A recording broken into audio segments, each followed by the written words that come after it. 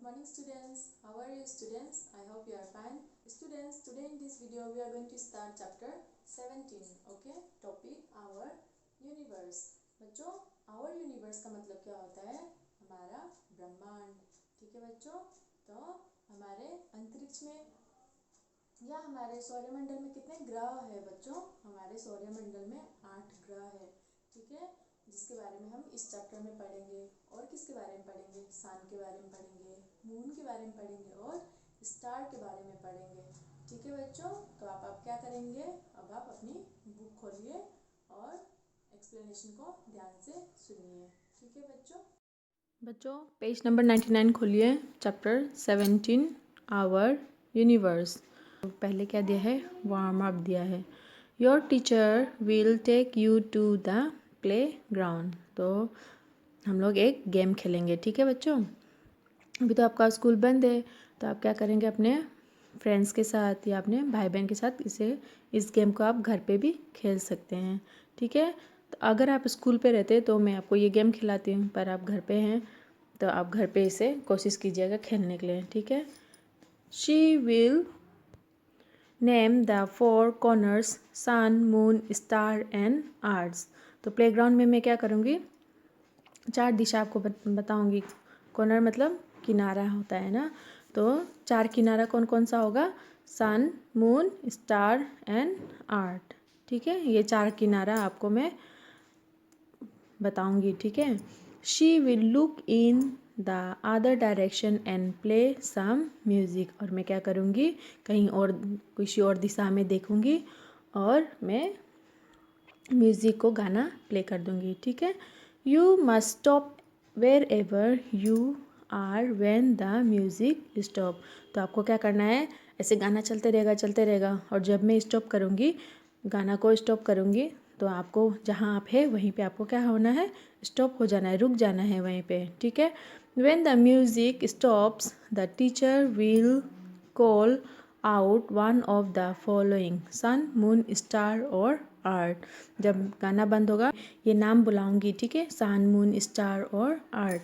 तो आप जहाँ पे रहेंगे, गाना बंद होगा तो मैं ये नाम बुलाऊंगी. ठीक है. If you are in the corner which the teacher has called out then you are out of the game.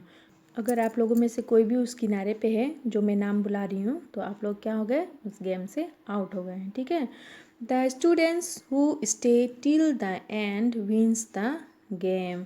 और जो बच्चे पूरे लास्ट तक, ठीक है, उस गेम अगर वो खेल रहा हो तो वही क्या होगा? वो गेम जीत जाएगा. ठीक है बच्चों, समझ में आ गया? तो आप घर पे इस पर ट्राई कीजिएगा. अब नेक्स्ट देखिए, लेट्स रीड. आप क्या करेंगे? मेरे पीछे पीछे लर्न करेंगे. ठीक है. वी लिव ऑन प्लानेट अर्थ. बच्चे, हम किस ग्रह पे रहते हैं? हम धरती पे रहते हैं, है ना. ये तो आपको पता ही होगा कि हम लोग कहाँ रहते हैं. हम लोग सब धरती पे रहते हैं.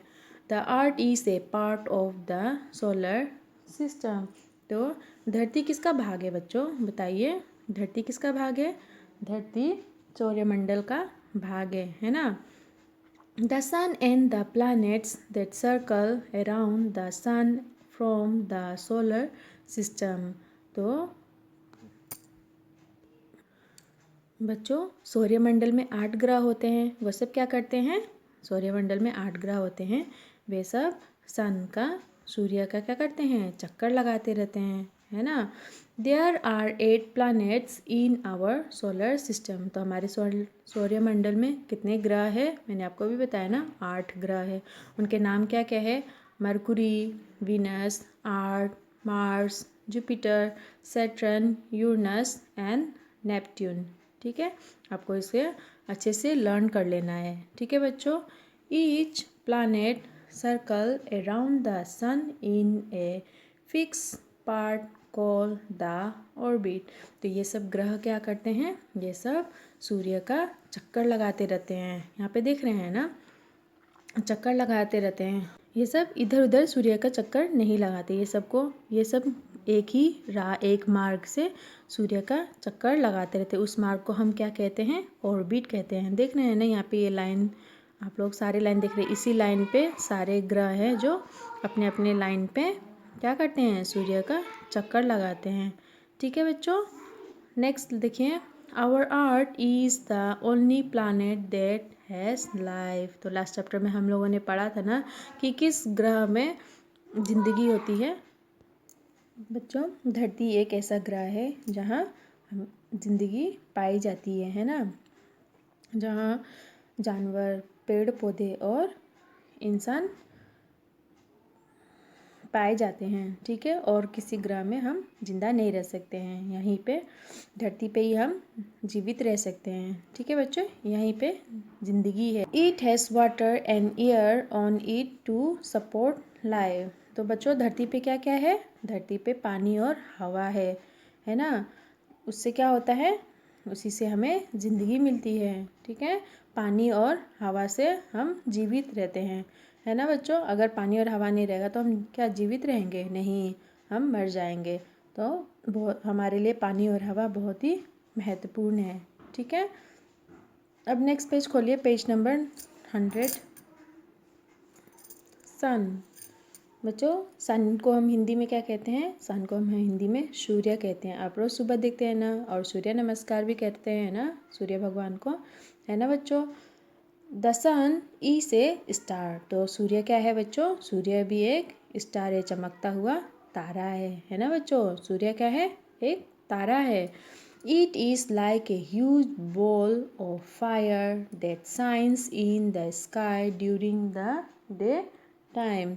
तो सूर्य क्या है बच्चों, सूर्य एक विशाल सा गेंद है। ठीक है, जिसमें आपको क्या देखने को मिलेगा, वो चमकता रहता है। किस प्रकार चमकता है, लगता है कि उसमें से आग निकल रहा है ना। आप जब सूर्य को देखते हैं, गर्मी के दिन में देखते हैं ना बच्चों, लगता है ना कितना आग फेंक रहा है ना। इन द स्काई, कहाँ देखते हैं बच्चों, आप उसे आसमान में देखते हैं। कब देखते हैं, ड्यूरिंग द डे टाइम, आप उसे दिन में देखते हैं। ठीक है, the sun is very far away from the earth. तो हम सबको पता है कि सूर्य धरती से बहुत ही दूरी पर है। ठीक है, it is made up of hot gases. और सूर्य किससे बना हुआ है, बताइए बच्चों, किससे बना है, बहुत सारी।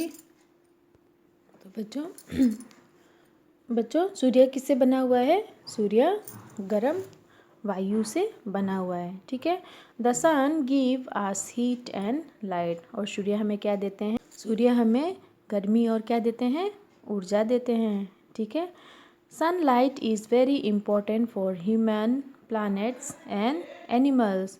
तो सूर्य का जो ऊर्जा होता है वो हमारे लिए बहुत ही महत्वपूर्ण है। ठीक है, सिर्फ हमारे लिए ही नहीं, जानवरों के लिए और पेड़ पौधों के लिए भी बहुत ही महत्वपूर्ण है।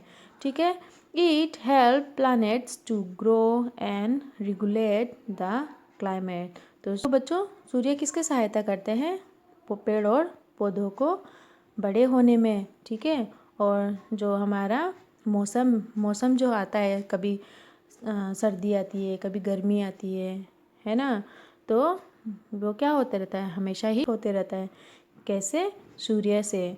ठीक है, we get vitamin D from sunlight.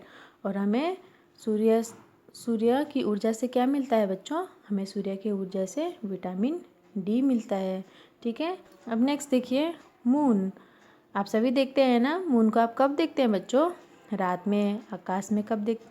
आकाश में देखते हैं ना, जब आप रात में घर से बाहर निकलते हैं तो क्या देखते हैं, बहुत सारे तारों के बीच में क्या देखते हैं बच्चों, चंदा मामा देखते हैं ना, मून को देखते हैं, है ना बच्चों। The moon shines during the night. Moon कब चमकता है, चंदा मामा कब चमकते हैं बच्चों, चंदा मामा रात के समय आकाश में चमकते हैं, है ना बच्चों।